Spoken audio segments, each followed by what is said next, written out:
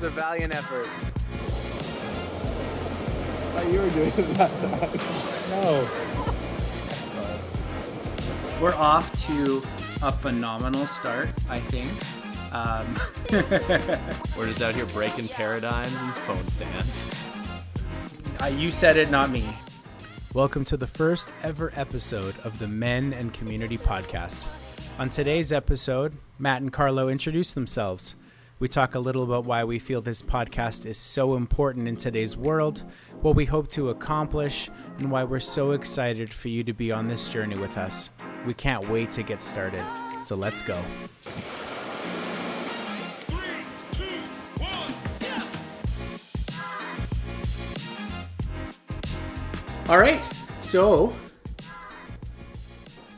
welcome to the first episode of the M.A.C podcast. So M.A.C stands for a couple things, and the name, I guess maybe we'll get into how we came up with it, but the M.A.C podcast primarily stands for Men and Community, and then it also stands for Matt and Carlo. But like Matt and Carlo first, really, because, you know, if our names were Thomas and Leopold, then we'd have to come up with a completely new name. It would be. So we are being a little narcissistic, I guess, by having our names in the podcast. Or by having a podcast at all. It takes a certain level of narcissism to have a podcast. You have to seem to really like the idea of hearing your own voice.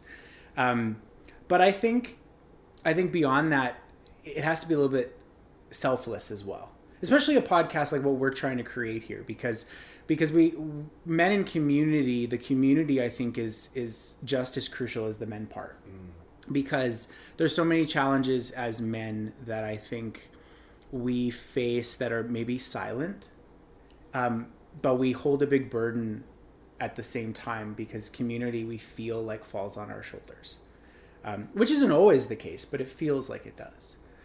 So we're going to get into a little bit about why we want this podcast to be a thing, why we wanted to go through the lengths of trying this out, and what I guess we hope for it to be. But why don't you start? Do we want to dive into our cards here? Sure, yeah. This is being the first episode and all. One of the things that we wanted to try to do, you know, something that everyone's going to learn about us very, very quickly is that we have pretty serious, deep-rooted chats about things that we feel, that we experience, that we see in the world around us. And then we have absolutely ridiculous, nonsensical things that about the world around us as well. So we thought we'd kick it off with a little bit of a way to break the ice, just to make things feel a little bit more comfortable for us, so that hopefully ideas come out more organically. So we have these tabletop cards in front of us that you may be able to see if you're watching on video, but those of you listening on podcast, you probably won't. So I'm going to draw a first card. I'm just going to read the topic here, and I'm going to talk about it. This is really awkward because this is going to bring the competitive nature in both of us out right away. And just for context, for those of you listening, it's just Carlo and I here. How many people in this room could beat you at an arm wrestle? I'm going to come in hot and say not a single one. Not a single one could beat me in an arm wrestle. But not even a question of it. No question. Okay. So let's give a little bit of a preface, I guess, to say that fitness is important in both of our lives. Yes. Both former athletes in very different sports. And the reason why this is a bit of a hot take is Carlo's sport was wrestling and mine was not. Yeah, but you also played at a higher level than I did. Like, I kind of finished in high school, and you played through university. You played football, right? I did football, wrestling, and rugby. So lots of the physical stuff. But also, I find that you're so quick to the draw on that kind of funny, because I have been into bodybuilding and powerlifting 5 days a week for the last 3 years. And not to say that I don't believe you as a strong man, but our training is very different. Very different. No argument here. So, I'm going to let you have your opinion, but I don't think it's correct. And stay tuned for the podcast where you get to just listen to us groan and grunt. Do an arm wrestle. It'll be like the episode 10 or something where everybody's like, okay, let's settle this now. Yeah, that bonus episode. That being said, like, also I'm also smart enough to take a look at body mechanics, and you're a larger man than I am, like in stature. Also longer arms. Yeah, longer arms. I don't feel. Have you done many arm wrestles? Not recently, but back in my day. Oh, back in my day. Okay. Okay. So, anyways, so that's one. All right, your turn. Oh, do I get to pull a we're card off now the- too? Yeah. Okay. All right.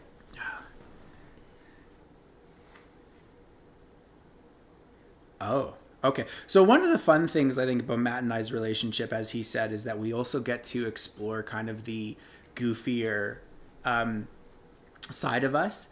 But the goofiness, of course, being two men in our early 30s, right? You're over 30. Thanks for reminding me. Yeah, you're welcome. Well, I'm turning 32 here in a couple weeks. That's true. We're in that little frame of time where you and I are the same age. That's right. Very, very tiny little frame of time. So we still get to have lots of what I would frame as adult conversations. And they're always constructive. They're never overly alcoholed. So the question is, what's a taboo you haven't tried but are curious about? Interesting. And I suppose we should probably keep this somewhat PG-13. Somewhat. I like how you picked PG-13 very constructively. All right. Well,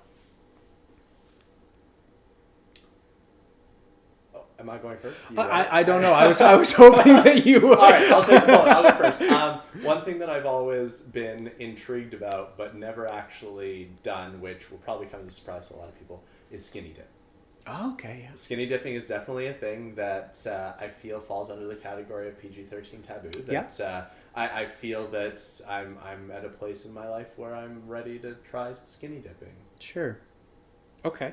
And why is it that you feel you're at a place now as opposed to 5 years ago? I think that, at least for me in my 20s, there is like, as much as I've always been a confident person, there's been this level of self-consciousness where self-conscious? Sure. Yeah, self-consciousness where it comes to my body, and I'm at a place now where there's the combination of caring less what other people think, but also in a place with my training where I'm feeling pretty good about how I look. So it seems like this is the sweet spot where if I'm gonna skinny dip, we're in. It's going to be now.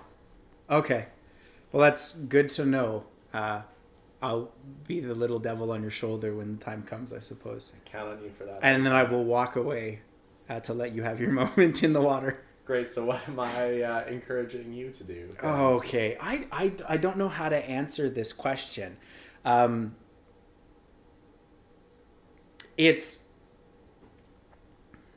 the kind of guy that just really enjoys the love of an experience. And that doesn't necessarily come with a whole bunch of premeditation to it, right? So there might come a time or an opportunity to do something that I guess would be viewed as taboo, and that would be exciting about it, but it wouldn't be taboo because it was something that I'd thought about doing prior. Right, you're into it because it's spontaneous. Because it's spontaneous, because there's a couple other people maybe in the group that are like, oh, I don't know if we should do this. Yeah. Sometimes that's even me, and then I talk myself into it.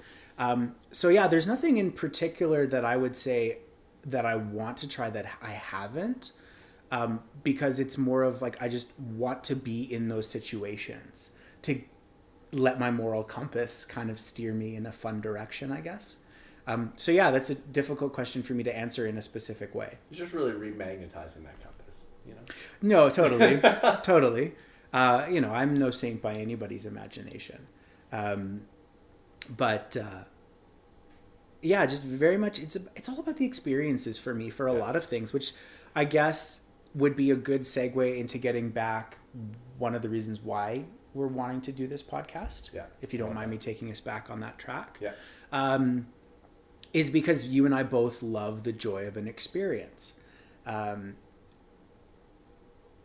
We are a little narcissistic. That's part of the experience, to kind of put it out into the world and be able to get like people's opinions back about it. Because you and I both have strong positive reinforcement in our lives to, encourage us to continue to do things like public speaking, professional growth, all those kinds of things. And anytime, I don't know about you, but my experience is anytime I get the opportunity to talk about something I'm passionate about in this kind of space, my feedback from people has always been, you're an amazing speaker. The idea is wonderful. Thank you for, talking about something like that. So for me, doing something like this is in line not only with what I believe to be of service for others, but also a service for myself, because working within my passion and my wants, I guess, in life lights me up. Yeah. Right? Yeah, I would agree. And I think that something that both of us have in common is we have this really deep desire to go out and make the world a better place. Like impact, the idea of creating impact in the world is significant, super, super significant to both of us. But by the same token, we haven't quite figured out the ways How? in which we want to impact the world yet. And so, we were sitting around a couple months ago and having a good conversation, and Carlo turns to me and goes, "Why haven't we thought about doing a podcast?" I'm like, "Great. What are we going to do a podcast about?" So basically, we're hoping that this journey is going to, be an opportunity for us to shed some light on some of the things that we're thinking. Hopefully, this podcast can create some positive impacts, some positive ripples in the world of people around us, and hopefully people that we haven't met yet. And hopefully, it's going to provide some clarity on the opportunities that we have to create more impact in the world. Yeah, I think that's a big thing for me, is that since I started this journey of getting my ideas out there, whether it be an in-person speaking engagement or whether it be something on social media, it's been this kind of journey of experiencing it for the first time.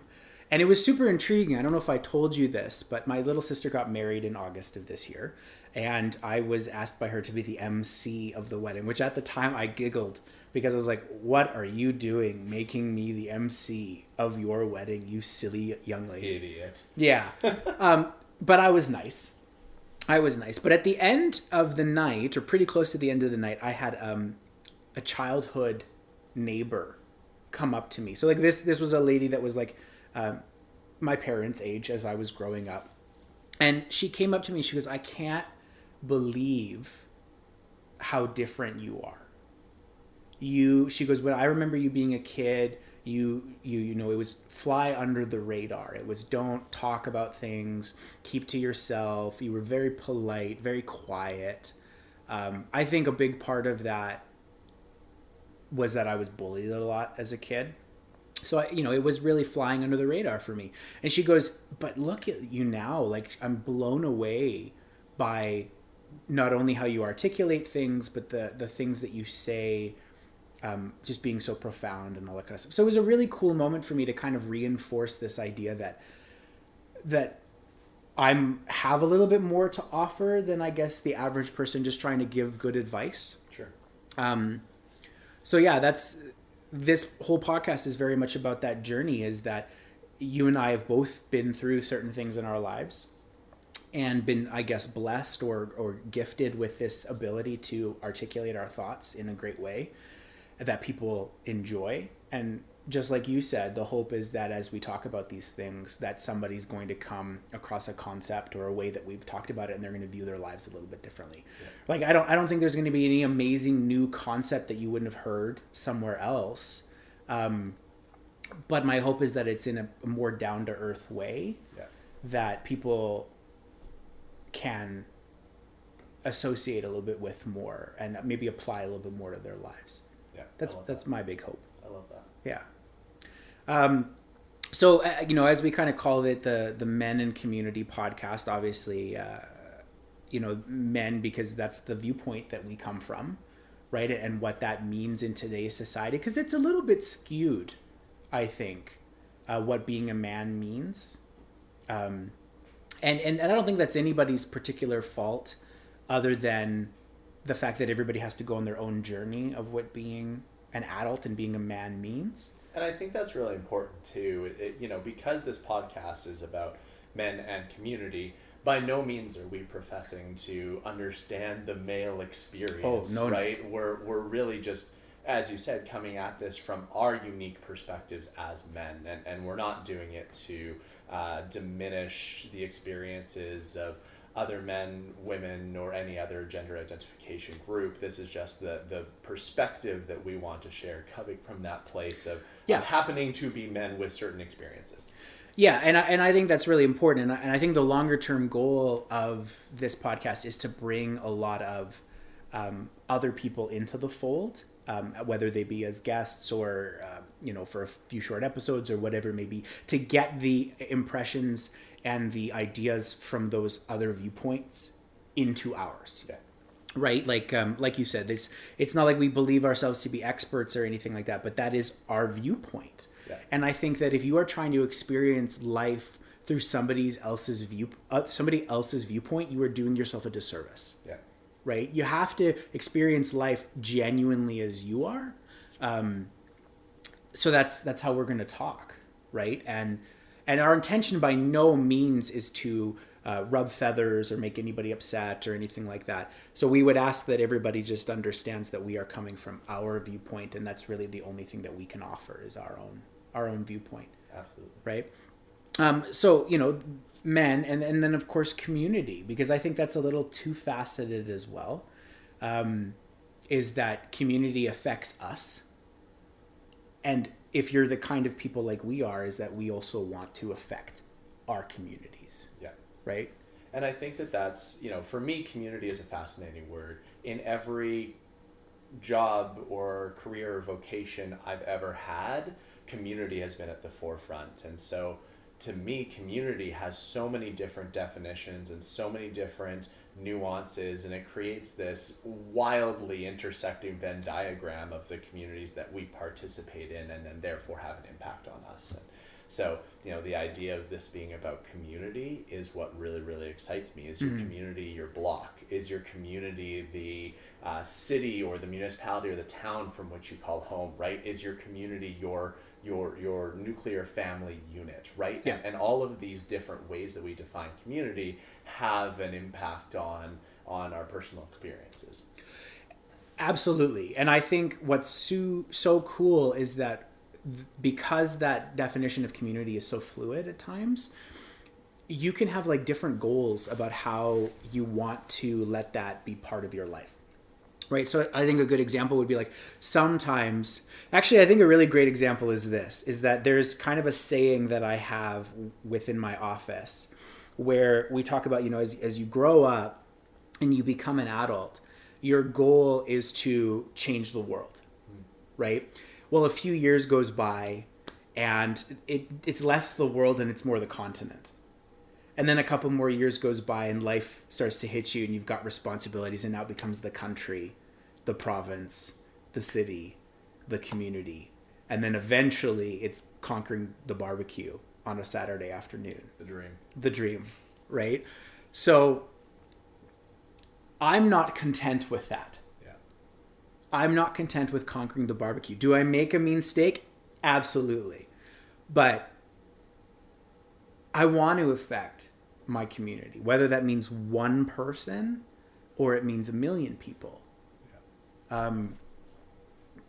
And I want to do it in a positive way, because I think so many people out there, especially with social media, want to affect the world, not necessarily in a bad way, but in a way that is more beneficial to them than anybody else, right? You look at things like predatory advertisement.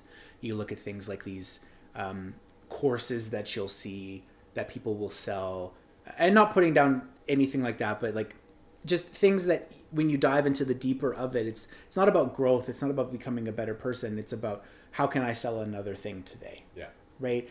And the world is in this really interesting point, because we're recording this in 2022, where inflation is at like 7%, 7.1% in Canada right now.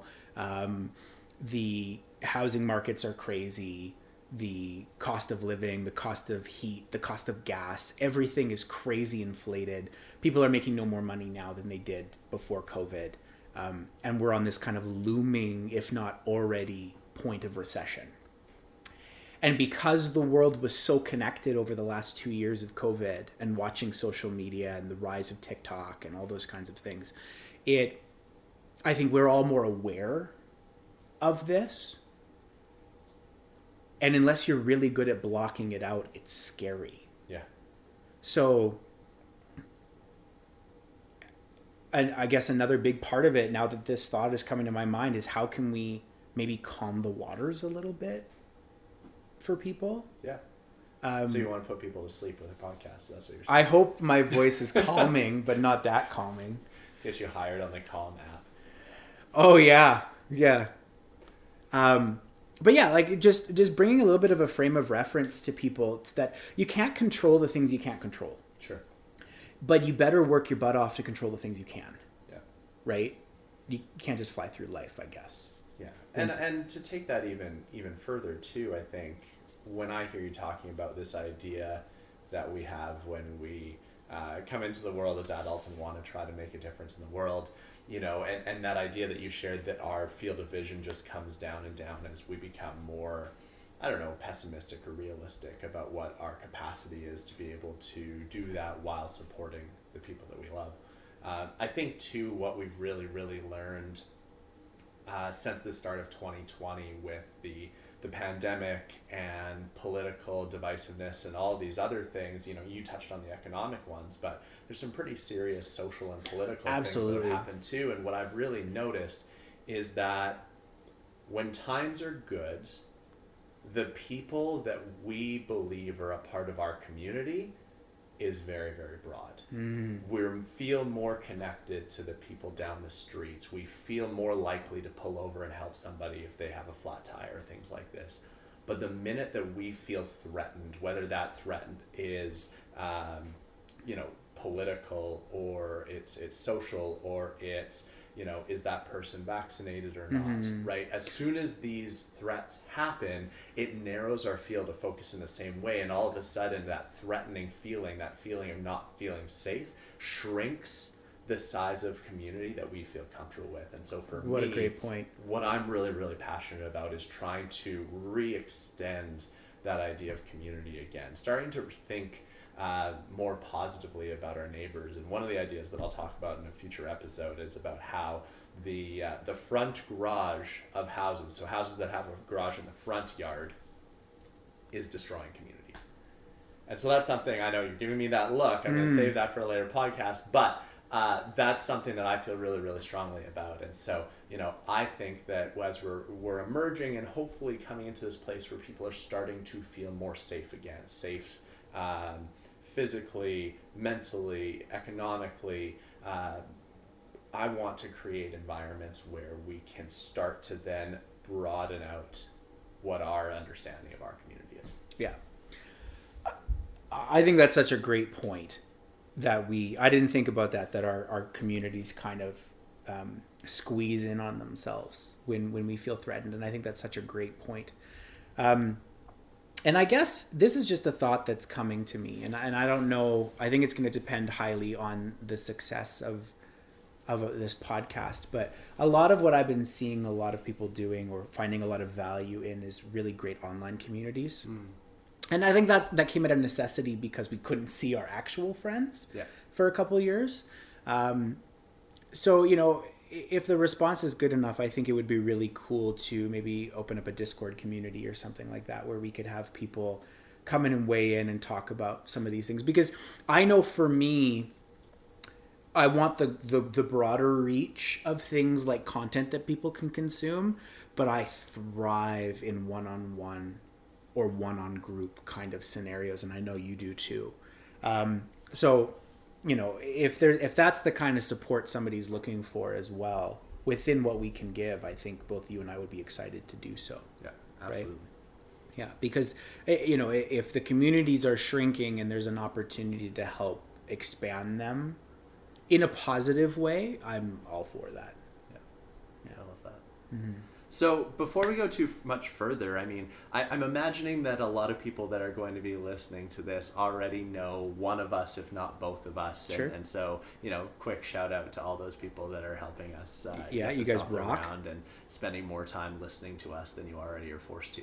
But I guess for anybody who stumbles upon this and hasn't had a chance to connect with one of us in the past, like, let's do a little bit of introduction and, you know, who we are, a little bit of our background. I know that throughout this podcast, we're going to really dive deep into who we are and how we've come to get here, but maybe introducing ourselves as we are today and what that looks like. So, Carlo, being the elder statesman of the two of us, why don't you go first? Thank you.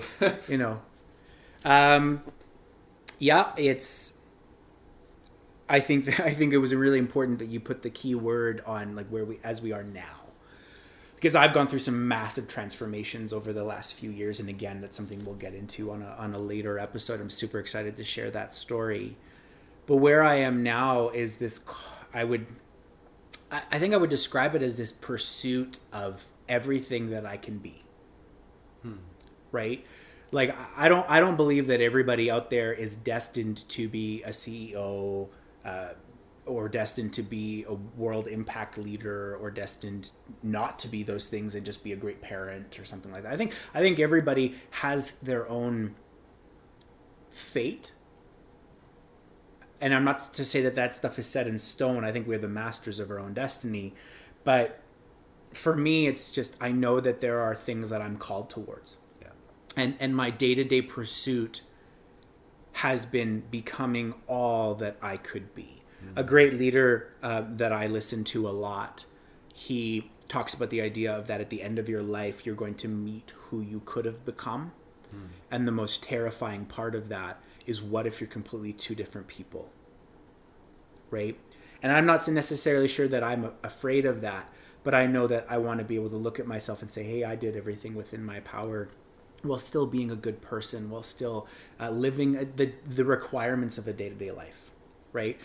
So, I do things like this, speaking. You'll find me on social media. I work in a couple different industries, one being focused very much on helping the average Canadian family do better on a day-to-day basis. I'm very focused on things like fitness and my own personal growth there. And then I have amazing personal relationships, ones that have gotten me through hard times in my life, yours being one of the most key and influential. And it's, again, it comes down to that experience for me, is that, am I doing things that help me grow and help me feel as close as possible to being who I want to be, right? Does that answer the question? Yeah, I think so. So. Yeah. Right. Because we can say kind of I'm almost 32 years old and live in Canada and it's cold outside and, I drive this kind of, like, we can say all those kind of things, but I don't think that's necessary. You can find me on Facebook or whatever if you want. It's true. The pictures of the Subi are on there. Yeah, for a while those were the only pictures. There's a reason for that. We'll get into another episode, I'm sure. I remember those days. Yeah. Okay, so yeah, what about you? Yeah, Great, so Matt. For me, everything that I do is striving to create environments where people feel that they can be positive, be playful, be active, and ultimately feel safe. So I have a number of different hats that I've worn. I've been in the recreation sector professionally for a long, long time. So I've done everything from leading summer camps to coaching rock climbing, a whole number of things. And that brought me where I am now, which is managing a provincial health promotion program that supports communities all across Alberta with initiatives to eat healthy and be active. So there's a really heavy community development aspect there. I also, like you, speak publicly, and the topics that I speak on are all about what it means to be positive and what it means to be playful as adults, and how that can impact things like your workplace culture, how that can impact your susceptibility to burnout, how that can impact just your day-to-day relationships and the way that you experience communication and empathy with other people. So these are things that I speak on and I'm really, really passionate about, that I learned through the masters that I took in global leadership, or I should say the masters that I took to further the passions and the ideas that I already had. Sure. And then the other piece, which I'm really passionate about, is I'm a master trainer with a dance fitness company. And so I've had the opportunity to travel all across North America and either train instructors or teach in schools or interact with kids using this platform that inspires people to enjoy being active, enjoy moving. And through a venue like dance, which is typically so intimidating for a lot of people, either to participate in or to teach. And the program that I'm lucky enough to be a part of gets really at the heart of how can we break down these barriers and the intimidation to do that. And it's something that I'm just so passionate about. And that's led to a bunch of other side gigs here and there, which we'll get into. But really, for me, it comes back to being playful, being positive, and really trying to create the spaces where people can collectively feel safe in being playful and positive. I love it. I love it because your entire personality to me screams play in like the best of ways. Did I tell you I was interviewed for a book? No. I'll tell you about that in a second. You go ahead. Okay. You're about to say nice things about me. I was about to say really nice things about you. And in typical Matt fashion, you've interrupted to also tell me other great things about you. Not narcissistic at all. Your personality screams play to me. But not in the way that like people look at some people that can't be taken seriously. Sometimes you meet those kind of people. More in like, you want to take every great thing about life and just make it a little bit better. Because you can't take everything so seriously sometimes, right? So that's one of the things I think I appreciate the most about you. Thank you. Yeah. Okay, tell me about this book thing. Okay, so a couple of friends of mine that through the play industry, feels weird to say that, but through the play industry that I've met, Jed Druryberry and Julie Jones, they are education experts. They've written books on how to be playful in the classroom. So these are teacher resources that teachers can use to make their classrooms a more playful place. And the teachers that they worked with basically said, look, your books are great, but I want to know how to do this for me as an adult who exists in the world. And so Jed and Julie wanted to write a book specific to adults that want to be more playful, and they were kind enough to invite me to do an interview and participate in their book. And so shout out to Jed and Julie. Their book just got printed and published, and you can check it out on Amazon. It's called The Playful Life. I'm really excited to get my hands on a copy. I think it's on its way right now, so really excited to see and hear all of the things. Speaking of the importance of being playful, I'm really excited to see how the book turned out. That's super cool. I'm surprised I didn't hear about this until now. So after a brief interlude of technical challenges, we are back, and it's basically just the computer telling us that that's probably long enough for the first episode. Yeah, I think the goal at the beginning here is not to, ramble on forever, because you and I both know that we can. Yeah. So, and it felt like we were coming to a natural conclusion as well, kind of as you said there during the break. So I think we have some interesting ideas for how we want to conclude every episode, because we want you to walk away from an episode feeling fulfilled, not only in what you've heard, but making you think about some ways that you can, practice some gratitude in your own life, some improvements you can make this week, something along those lines. But I think for this week, you brought up the idea of talking about why we are both excited to do this, either in general or with the other person. And we did touch on this a little bit earlier, but why don't you go ahead and kind of tell us what you're thinking? Yeah, and I guess, for me, and I think part of, and this is something that I've learned from you, something that men are notoriously bad for, again, this is a general stereotype, but nevertheless, is being complimentary to other men.